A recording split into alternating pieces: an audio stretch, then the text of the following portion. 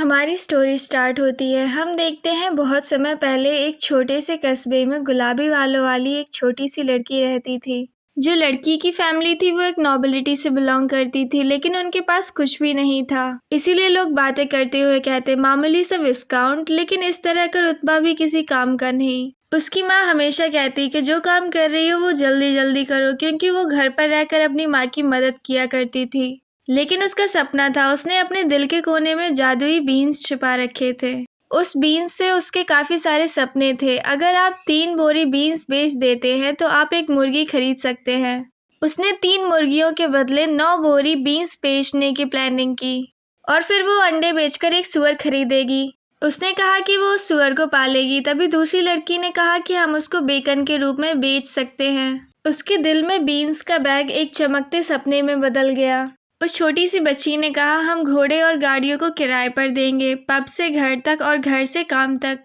एक बार हमारे पास जब अच्छी खासी रकम जमा हो जाएगी तो फिर हम कैपिटल जाकर वहाँ के मर्चेंट और बिजनेसमैन के साथ व्यापार कर सकेंगे। दूसरी लड़की कहती है, आपको लगता है कि लोग घोड़ा गाड़ी की सवारी करने के लिए पैसे देंगे? वो छोटी सी बच्ची कहती है, हाँ। गेन ने कहा कि घोड़े पालने के लिए बहुत पैसे की जरूरत होती है। और फिर इस छोटी सी बच्ची की लाइफ में एक दिन एक नॉवेल मैन आता है। वो उस लड़की को देखता रहता है और फिर उसने उस लड़की की माँ के लिए एक संदेश छोड़ा और जल्द ही उधर से चला गया। लड़की की माँ ने बहुत खुशी होकर उससे बात कही, बेटी तुम शुक्रगुजार रहो, मैंने तुम्हारी जिंदगी बदल दी। अब तुम कैपिटल जाओगी और उधर पर जाकर मार्क्यूनेस बनोगी।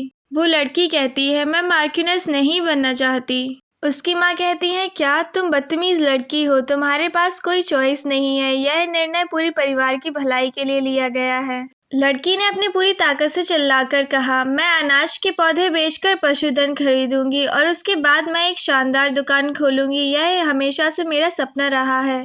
उसकी माँ उसकी बातें सुनकर जोरों से हंसने लगी और ऐसा ही उसके भाई और पापा ने भी किया। उनकी उपहास भरी हंसी रुकी नहीं, केवल वह छोटी बच्ची ही थी जो हंसी नहीं।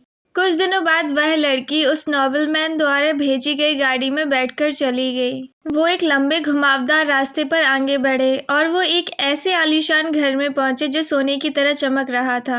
और तब उस लड़की ने सोच लिया कि आज के बाद मैं कभी भी बीन्स के बारे में बातें नहीं करूंगी। उस मैंशन में हर तरह के खजाने की वस्तु थी और एक साफ पानी की झील भी, जो गर्म धूप में भी कभी सूखती नहीं थी। वह चहचहाते पक्षियों से भरे बगीचे से गुजरी। पूरी तरह खिले हुए गुलाबों की सुगंध उसके शरीर को घेरे हुए थी। सिल्क ड्रेस में लहराते हुए वह सावधानी पूर्वक सीढ़ियां चढ़ रही थी। सफेद संगमरमर के फर्श पर उसके कदमों की आवाज घंटी की तरह स्पष्ट रूप से गूंज रही थी।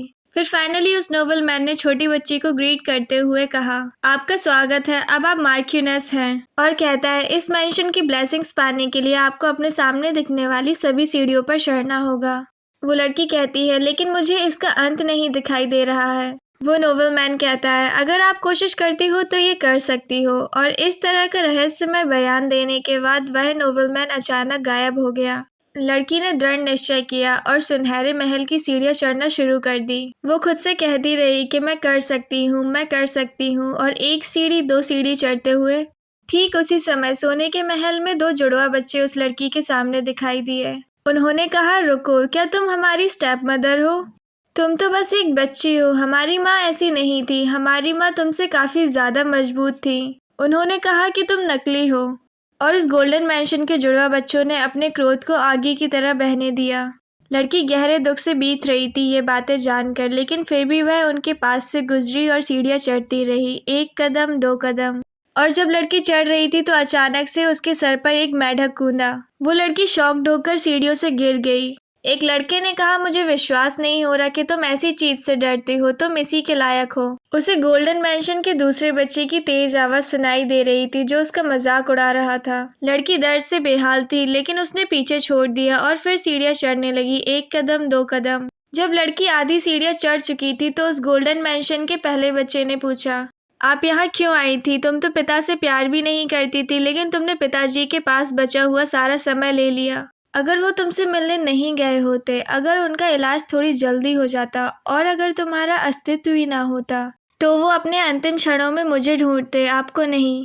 पहले बच्चे के गुस्से को देखकर लड़की ने सोचा, मैं इसे कभी वापस नहीं ले पाऊंगी। इस हवेली के बच्चे और मैं कभी करीब नहीं आ सकते। और लड़की लगातार सीढ़ियां चढ़ती रही, वो फिर भी नहीं रुकी, बिना यह जाने कि यह किस लिए था या फिर अंत में उसका क्या इंतजार कर रहा है। समय बीतता गया, बच्चों को भी रियलाइज हुआ। उन्होंने कहा कि हम गलत थे, चलिए अब हम माफी मांग लेते हैं। भले ही हर कोई धीरे धीरे बदल जाए, लेकिन वो कभी नहीं रुकी, हमेशा लॉयल रही अपने रास्ते के लिए। वह हवेली जिसमें अनेक प्रकार के खजाने मौजूद थे, निरंतर बहता हुआ साफ झरना और बगीचे में खिले हुए गुलाबों की खुशबू। उस हवेली में हर चीज इतनी चमक रही थी कि मानो ऐसा लग रहा था कि कोई देखकर अंधा हो गया हो। लेकिन गुलाबी बालों वाली लड़की वह क्या थी, यह समझ नहीं पाई अपने आखिरी अंत तक।